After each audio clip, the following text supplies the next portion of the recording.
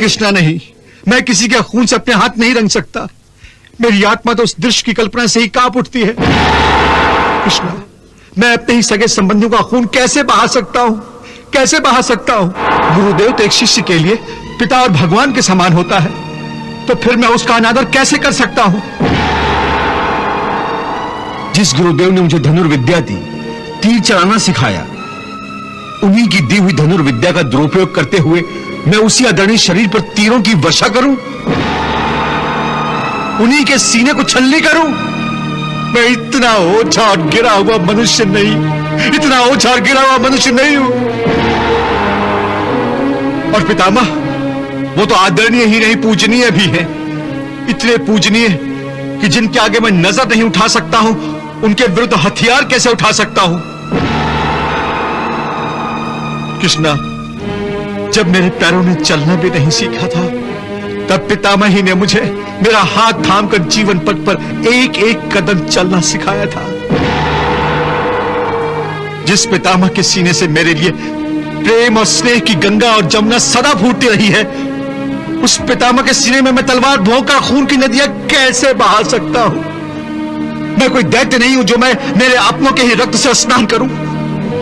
ये मुझसे कदापि नहीं हो सकता, कदापि नहीं। वाह अर्जुन वाह, लगता है उर्वशी के श्राप का प्रभाव तुम पर अब भी शेष है।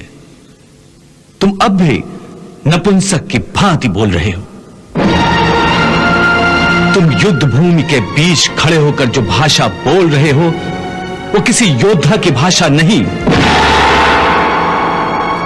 आज जिन्हें अपना कहते कहते तुम्हारी जिह्वा थकी नहीं, जिनके लिए तुम्हारे मन में प्रेम, स्नेह और आदर की गंगा बह रही है, याद रखो, ये वही लोग हैं जो 13 वर्षों पहले द्यूत सभा में तुम्हारी पत्नी द्रौपदी के निवृत्त होने का तमाशा चुपचाप देखते रहे थे। किसी ने जिह्वा तक भी नहीं हिलाई थी।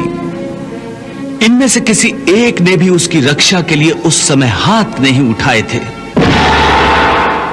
और वही हाथ आज तुम्हारी हत्या के लिए उठे हुए हैं। सबके हाथों में तुम्हारे और पांडवों के वध के लिए आज तीर और तलवारें तड़प रही हैं।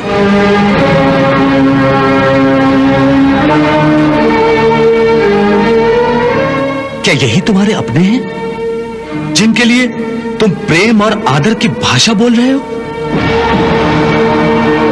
हे अर्जुन, तुम इस समय कोई लगन मंडप में नहीं हो, बल्कि युद्ध भूमि पर खड़े हो। और जिन्हें तुम अपना समझ रहे हो, वो इस युद्ध भूमि में तुम्हारा स्वागत और आदर सत्कार करने नहीं आए हैं। वो सब के सब तुम्हारा और तुम्हारे भाइयों का नाम अपने अस्त्रों पर लिख कर आए हैं। देखो उनकी ओर, इनकी आंखों में तुम पांडवों की मृत्यु का नृत्य देखने की तृष्णा तड़प रही है,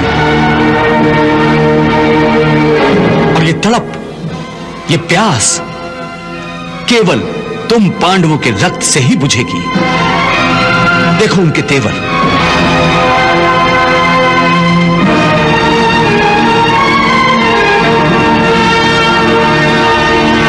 देखो ये विषैले बाण किस किस को अपना निशाना बनाने के लिए उत्सुक हैं।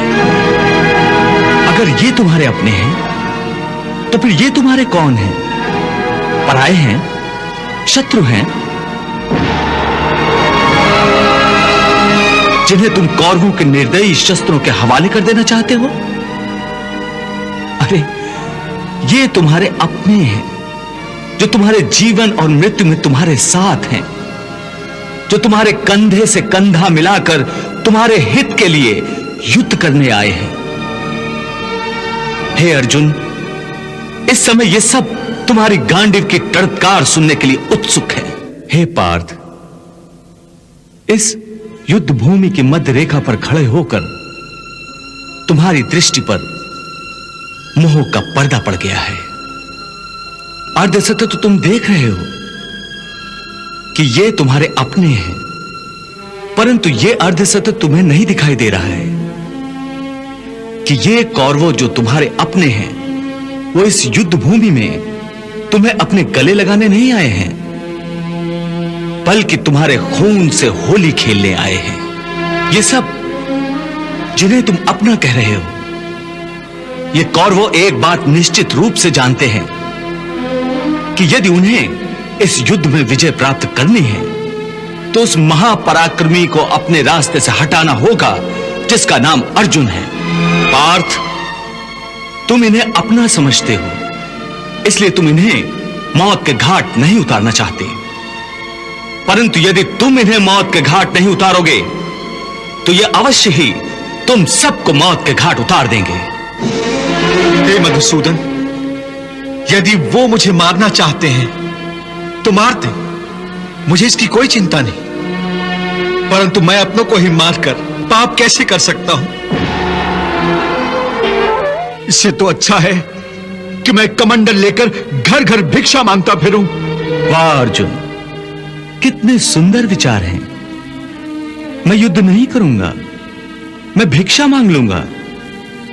हे अर्जुन, यह बात कोई वीर नहीं, केवल एक कायर कर सकता है। क्या तुम अपनी कायरता का प्रदर्शन करने के लिए इस युद्ध भूमि पर आए थे? क्या इसीलिए तुमने भगवान शिव से पाशुपतास्त्र ग्रहण किया था? क्या वर्षों घोर तपस्या करके अपने पिता श्री देवराज इंद्र से तुमने दिव्यास्त्र इसलिए प्राप्त किए थे? क्या तुम्हें अपनी माता कुंती का अंतिम संदेश याद नहीं कि जब भी मेरे सम्मुख आओ तो विजयी बनकर आओ और अपने माथे पर कौरवों के रक्त से विजय तिलक लगा कर आओ? हे अर्जुन, याद रखो, अपनी माता के उस वचन को निभाने की जिम्मेदारी तुम पर है। इसलिए अपने हृदय की तुच्छ दुर्बलता को त्याग कर क्षत्रियों की भांति युद्ध करो, क्योंकि क्षत्रियों का धर्म है युद्ध करना। हे मधुसूदन, मैं भी जानता हूं कि मैं क्षत्रिय हूं, युद्ध करना मेरा धर्म है। परंतु इस युद्ध भूमि में युद्धाभिलाषी इस स्वजन समूह को देखकर मेरा शरीर ढीला पड़ रहा है, मेरी आत्मा कांप रही है, मेरा गला सूख रहा है। परस्पर विरोधी विचारों के आक्रमण से मेरी मति भ्रमित हो गई है। इस दुविधा के कारण मुझे मेरा मार्ग स्पष्ट दिखाई नहीं दे रहा है। हे कृष्ण, तुम मेरे गुरु हो, भगवान हो, मैं तुम्हारी शरण में आया हूं। अब तुम ही मेरा मार्गदर्शन करो, मुझे रास्ता बताओ, क्या उचित है और क्या अनुचित।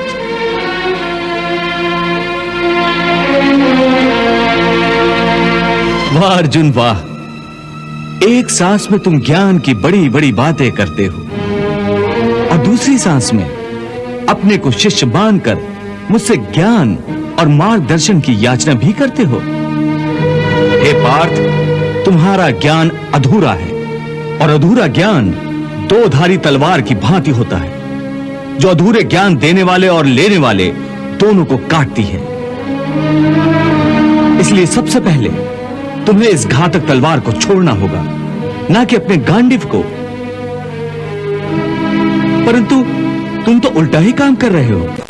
तुम्हारे हाथ में अधूरे ज्ञान की तलवार है और तुमने अपना गांडीव नीचे छोड़ दिया है। हे केशव, मैं क्या करूं? मेरा मन और मस्तिष्क उस धर्म कांटे की भांति डोल रहा है, जिसके दोनों पलड़ों में बराबर बराबर मात्रा में ज्ञान और अज्ञान दोनों रखा हुआ है। इसी दोराहे पर खड़ा हुआ मैं आपकी शरण में आया हूं। मुझे एक गुरु की भांति रास्ता दिखाओ माधव, रास्ता दिखाओ। हे अर्जुन, तुम इस समय ना केवल इस युद्ध भूमि की मध्य रेखा पर खड़े हो, बल्कि तुम्हारी बुद्धि भी जीवन और मृत्यु की मध्य रेखा पर अटकी हुई है। इसलिए तुम अपने कर्तव्य और अपने धर्म से भाग रहे हो। परंतु अपने कर्तव्य से यूं मुंह मोड़ने से या इस युद्ध से विचलित होने से विधि का विधान नहीं बदलेगा, क्योंकि विधाता का निर्णय अटल और अचूक है। तुम क्या समझते हो? तुम्हारे नहीं मारने से ये सब नहीं मरेंगे? नहीं अर्जुन, नहीं। तुम इन्हें नहीं मारोगे तब भी ये मरेंगे, क्योंकि इनके प्रारब्ध ने इनकी मृत्यु का समय, दिन और क्षण तो पहले से ही निश्चित कर दिया है। उसी विधान के अनुसार मैं तो इन्हें पहले ही मार चुका हूं। तुम तो केवल माध्यम मात्र हो। तुम्हारे माध्यम से मैं इन सब का वध करना चाहता हूं।